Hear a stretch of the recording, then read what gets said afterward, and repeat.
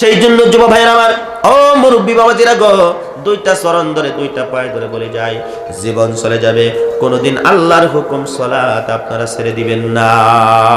নামাজটা শিখে নেন, যেই নামাজ রাসূলুল্লাহ সাল্লাল্লাহু আলাইহি ওয়াসাল্লাম এই নামাজ প্রতিষ্ঠা করার জন্য কত কষ্ট করেছেন, কত মেহনত করেছেন রে বন্ধু। ইতিহাস আপনারা জানেন, আল্লাহর নবী, দো জাহানের নবী রাহমাতুল লিল আলামিন ঘোষণা দিয়েছেন, শীতকালে আল্লাহর নবী সাল্লাল্লাহু আলাইহি ওয়াসাল্লাম একটা গাছের নিকটে চলে গিয়েছিলেন। গাছ ধরলেন, জাকি মারলেন, গাছের পাতাগুলো ঝরা আরম্ভ করে দিলেন। হঠাৎ বিশ্বনবী হুজুর পাক সাল্লাল্লাহু আলাইহি ওয়াসাল্লামকে সাহাবারা প্রশ্ন করলেন, হুজুর গো, আপনি গাছ ধরলেন, ঝাঁকি মারলেন, গাছের পাতাগুলো পড়া আরম্ভ হয়ে গেল, বুঝলাম না এর অর্থ। আল্লাহর নবী সাল্লাল্লাহু আলাইহি ওয়াসাল্লাম ঘোষণা করে দিলেন, আমি নবী, তোমরা নবী না। আমি যা দেখতে পারি তোমরা তা কখনো দেখতে পারো না। আমি নবী যা বুঝি তোমরা নবী কখনো তা বুঝতে পারো না। আল্লাহর নবী বললেন, আমি গাছ ধরলাম, জাকি মারলাম, গাছের পাতাগুলো পড়া আরম্ভ হয়ে গেল। ও রাসূলুল্লাহর সাহাবীরা, তোমরা কানটা খুলে শুনে নাও, শুনে নাও।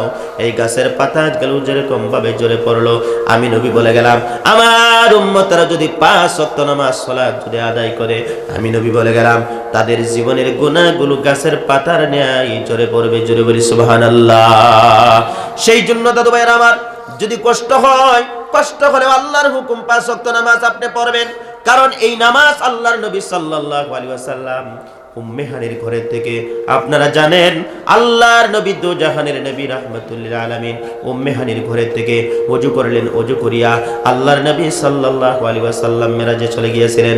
মেরাজে যাওয়ার পরে আল্লাহর নবী দো জাহানের নবী রাহমাতুল লিল আলামিন আল্লাহর কাছে যখন গেলেন, যাওয়ার পরে বিশ্ব নবীকে জিজ্ঞেস করা হয়েছিল, নবী গো, আপনাকে দুনিয়ার জমিন থেকে আমি আল্লাহ পাক রব্বুল আলামিন নিয়ে আসলাম, আপনি নবী, আমি আল্লাহর জন্য কি নিয়ে এসেছেন? আল্লাহর নবী সাল্লাল্লাহু আলাইহি ওয়াসাল্লাম জবাব দিয়েছিলেন, হে পরওয়ারদিগার আলম, দুনিয়ার জমিনের মধ্য থেকে গো আমি 3টা জিনিস আপনি আল্লাহর জন্য নিয়ে এসেছি। সিল্লে বলি সুবহানাল্লাহ।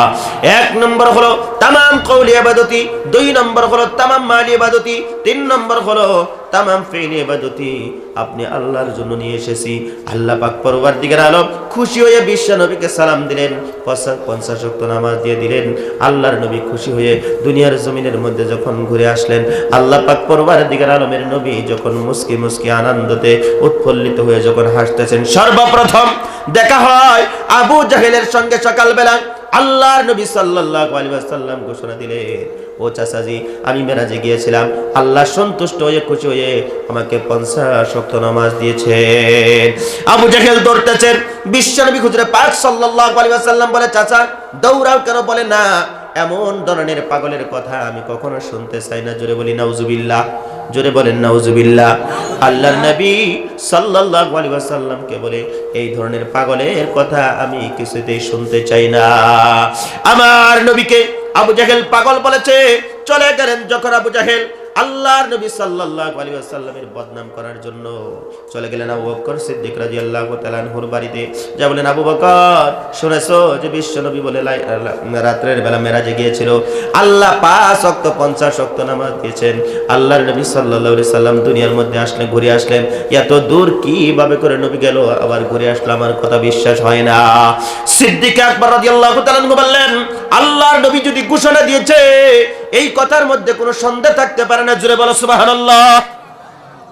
তার কারণ আবু বকর সিদ্দিক রাদিয়াল্লাহু তাআলা আনহু আল্লাহর নবীর প্রতি ঈমান এনেছিলেন, বিশ্বাস করেছিলেন। বলে, আমার নবী যদি ঘোষণা দিয়েছে, আমার নবীর কথা কখনো ভুল হতে পারে না, কখনো মিথ্যা হতে পারে না। কবি বলেছে, মুহাম্মদ হারগিজ না গুফতা, তারা গুফতা জিবরাইল, জিবরাইল হারগিজ না গুফতা, তানা গুফতা রব্বে জলিল।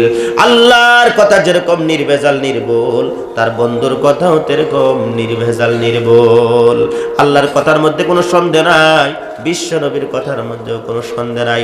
আল্লাহর আশিক নবীর পাগল বিশ্ব নবী হুজুর পাক সাল্লাল্লাহু আলাইহি ওয়াসাল্লামের নিকটে 2টা দল চলে আসলো। একটা দল হলো ইমানের দল, ইমানদারদের দল, আর একটা দল হলো আবু জাহেলের দল। আসার পরে আল্লাহর নবীকে প্রশ্ন করতেছে, আল্লাহর নবীকে জিজ্ঞাসা করতেছে, নবী গো, আপনি উম্মে হানির ঘরের থেকে ওযু করে নামাজ পড়ে আপনি যখন মেরাজে চলে গেলেন, এবার বলুন তো দেখি, আমরা শুনলাম আপনি বাইতুল মুকাদ্দাসের মধ্যে নামাজ পড়েছেন, আপনি বলেন তো দেখি নবী যে বাইতুল মুকাদ্দাসের মধ্যে কয়টা দরজা আছে, কয়টা খিড়কি আছে? আবু জাহেলের যেটা দল ছিল তারা প্রশ্ন করে বসলেন। বন্ধুগণ আমার ভাইয়েরা, আল্লাহর নবী সাল্লাল্লাহু আলাইহি ওয়াসাল্লাম বাইতুল মুকাদ্দাসের ভিতরে যে নামাজ পড়লেন, দরজা খিড়কি জানলা গনার সময় কিন্তু আল্লাহর নবীর হাতের মধ্যে ছিল না। আল্লাহর নবীকে শর্মিন্দা করার জন্য, আল্লাহর নবীকে বেইজ্জতি করার জন্য এই প্রশ্ন ওনারা করেছিল। সিদ্দিক আকবর রাদিয়াল্লাহু তাআলা বললেন, নবী গো, আপনাকে যে প্রশ্ন করেছে আপনি জবাব দিয়ে দেন। আল্লাহর নবী সাল্লাল্লাহু আলাইহি ওয়াসাল্লাম কিচ্ছু বলতেছে না। হযরতে ওমর ফারুক রাদিয়াল্লাহু তাআলা বলে, হুজুর গো, আপনি জবাব দিয়ে দেন। জবাব কিসের জন্য দেন না? আল্লাহর পক্ষ থেকে সঙ্গে সঙ্গে আল্লাহ পাক রব্বুল আলামিন জিবরাইলকে পাঠিয়ে দিলেন। ও জিবরাইল, নবীকে যে প্রশ্ন করেছে, আমার নবীকে নিয়ে যায় দরজা খিড়কি কয়টা আছে তুমি বলে দাও। জোরে জোরে বলেন সুবহানাল্লাহ।